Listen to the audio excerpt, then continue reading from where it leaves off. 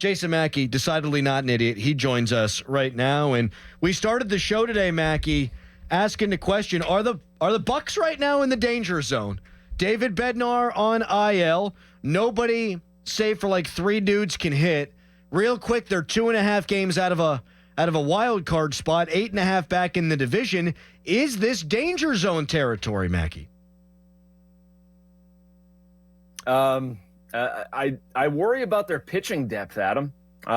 There's been a lot of fuss, and I understand why over the past few days about their lineup and ability to score runs.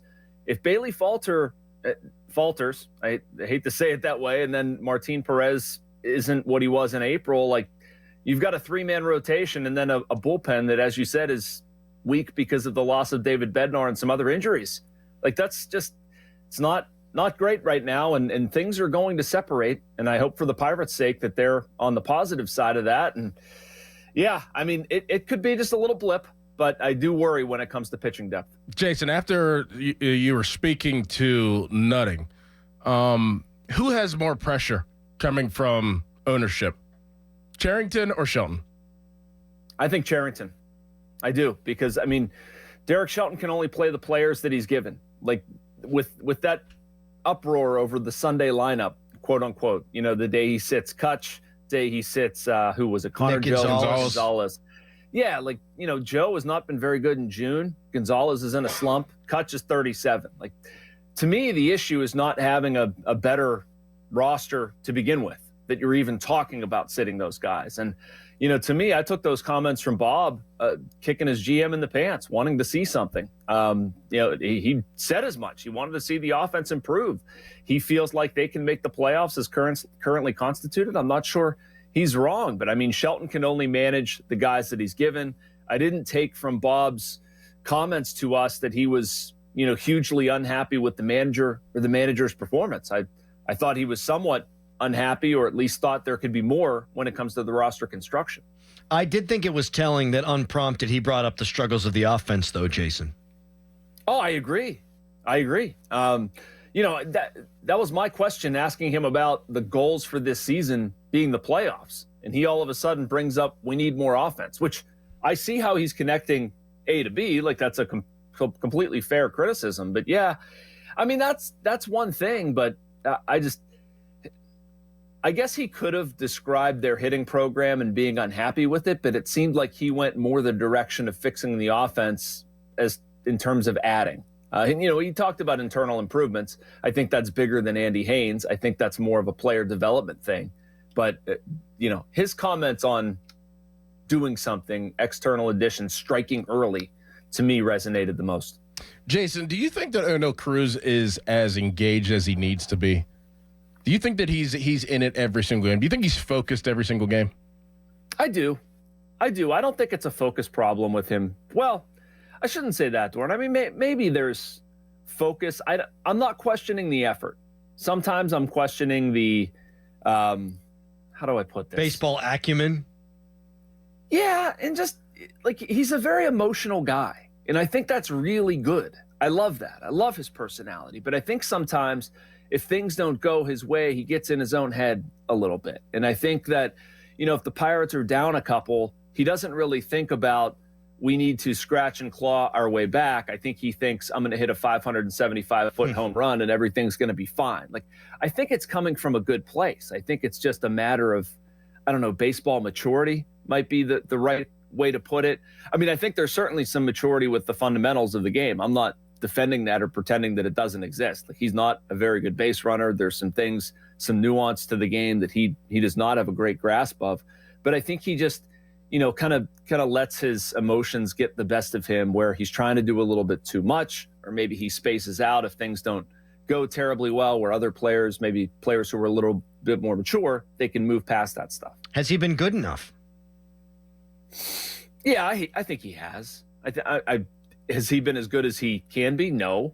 But I mean, it's hard for me to sit here and criticize a guy who's played a little over 162 games for hitting like upper 20s home run totals, driving in, you know, around 90 runs. Like, good enough, yeah. Do I think this is going to be the same player we see in 3 years? No, absolutely not. He's got all the ability in the world. I think he's going to get to it. But I think the Pirates, with what their offense is right now, what they need from him, I mean, they need him to be an elite player, and he's kind of growing into that. It's crazy that this team has to rely on a 37-year-old and Andrew McCutchen. And obviously, Brian Reynolds has been fantastic, but I mean, those are the two guys. And then if you throw O'Neal Cruz in there, I mean, those are the three guys that they have. Like, if they do make a move at the deadline or before the deadline and say it's two players, do you think that that's enough for this team to actually compete? Like, really deep down, like if they add a bat and they add a reliever, like, is that enough? I don't know, Dor. When they're going well, yeah, I think so, but they haven't been going well enough. And what I mean by that is, like, if you add those guys on top of Brian Hayes producing the way he's capable, if you add those guys on top of the good version of Nick Gonzalez, if you add those guys on top of getting something out of Rowdy Tellez, yeah. And I mean, I think those things are within the Pirates' control, but the way things are going right now, like a bat and a reliever on top of what we've seen over the past week or so, no, I don't. And I do keep in the back of my mind, I certainly don't want to see this, but, Kutch is 37. Do you expect this level of production the entire year? I mean, that would be great. I think it's certainly reasonable, but I think you need to be realistic too. And, behind the plate, they haven't gotten enough. Their outfielders, other than Brian Reynolds, haven't contributed enough. They haven't spent free agent dollars this offseason wisely.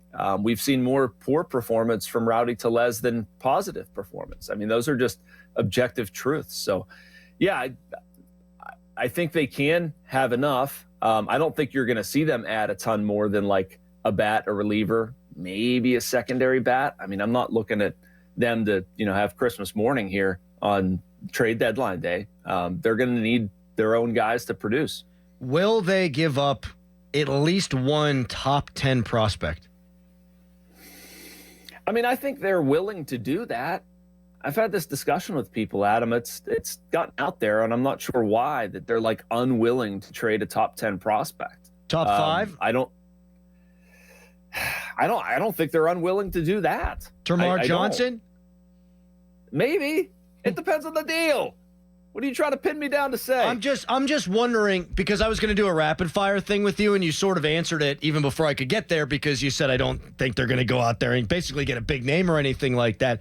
I'm just wondering how far they are willing to go. And you're right, it does have to be the right deal, but I just wonder if there are any untouchables in the organization that aren't MLB players. No, I don't think so. That aren't MLB players, no. I think anybody in their current pipeline top 10, like, they'll talk about that they would make a deal for if it's the right deal. I don't think they operate like that. But a lot of baseball trades, I mean, I'm not breaking any news here. Like, they're you have to be getting something if you're going to be giving up multiple of those guys. And if it's Luis Robert Jr., like, that was something I had some fun with on Twitter yesterday. Like, yeah, for the right deal, I think they would give up top 10 prospects for that. For a middling bat who only comes with, a couple months of control and is veteran guy with a high salary, they're probably not going to give up a top 10 bat for that. But, I think one of the things that Nutting said that I've been thinking about more, and it's not really a sexy topic, but he said, like, it's now and in the future. And that's always the way the Pirates operate. Like, they want a rental, but they'd like a rental with years of control. So it's not a true rental. So for the right guy, they might have to give up a top 10 prospect to get a guy that they're going to have for a couple years. Yeah. Jason, this was really good, man. We appreciate it. All right, guys. Thanks for having me. Take care. Wait, real quick. Should Connor McDavid have won the Conn Smythe? No, I don't like that. I was watching that last. I was not a fan. I thought it should have been him. The goalie for Florida. Bob. Yeah. There you go, Doran. Bob. It's got to be on the winning team, right? I'm with you. And if not, then at least do something in game 6 or 7. You're right. The last 2 games, he didn't do anything. Yeah, I didn't love it. Thank you, Jason. Thanks, Jason. Thank you, guys. Have a good day. Jason Mackey, columnist, Pittsburgh Post-Gazette.